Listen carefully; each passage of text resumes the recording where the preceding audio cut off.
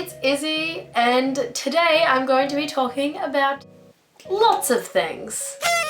I feel like it's been a while. Last time I sat down it was a lookbook. I didn't really get to talk to you, and I just miss you a lot. So now I'm here and I'm just going to talk about Splendour, and I'm going to talk about some festival tips, and I'm going to talk about some of my stories from Splendour, and I'm going to give you a life update. It's going to be great.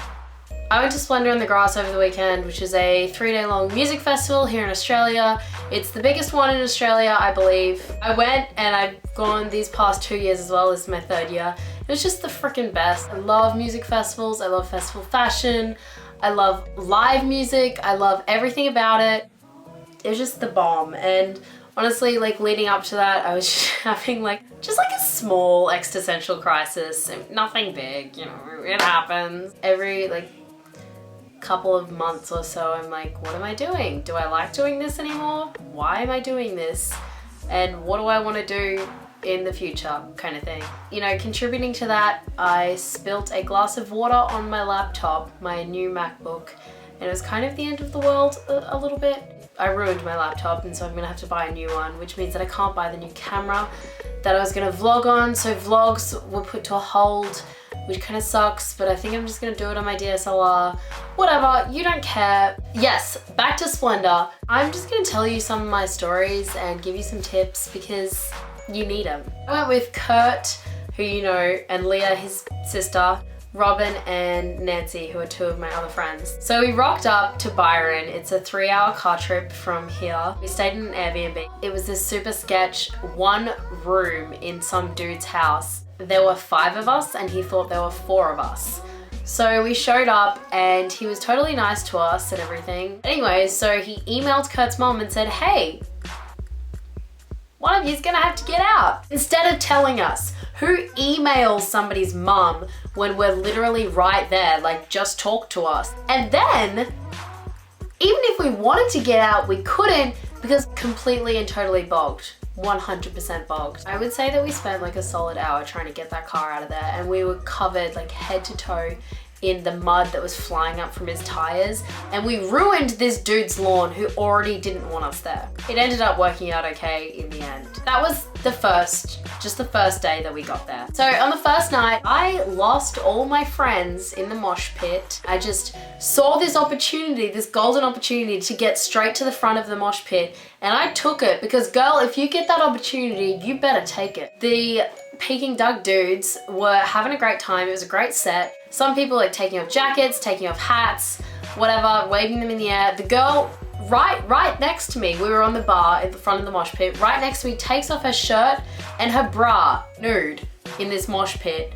And the camera dude is right there trying not to get this completely naked girl on camera. So I'm not in any of the videos because girl was naked. I figured I could just somehow find my friends back from the mosh pit, but that didn't happen. I was wandering around aimlessly for probably half an hour. I knew they wouldn't have left without me, but I was still freaking out.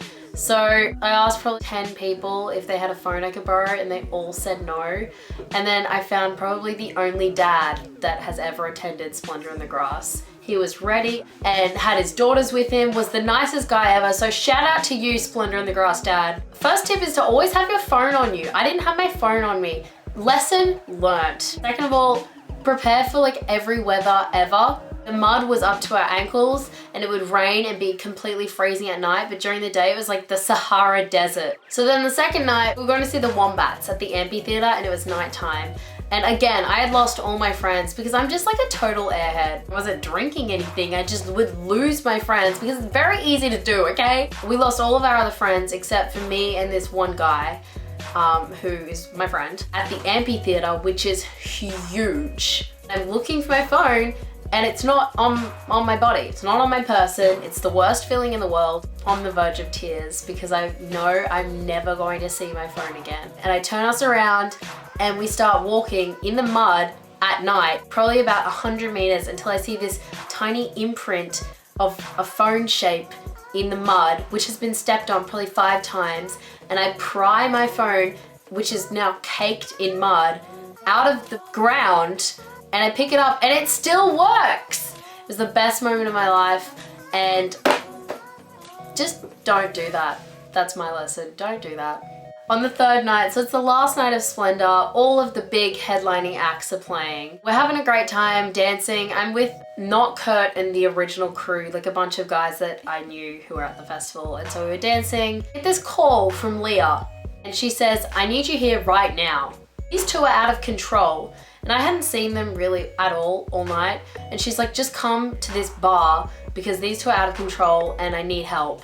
Walk out of the mosh pit to this bar and I find Kurt and Robin, I hope you're okay with me saying this on the internet, heads hung, just vomiting everywhere. It was so disgusting. I have a huge phobia of vomit. I honestly don't know. Maybe one of them had their drink spiked or they just drank too much.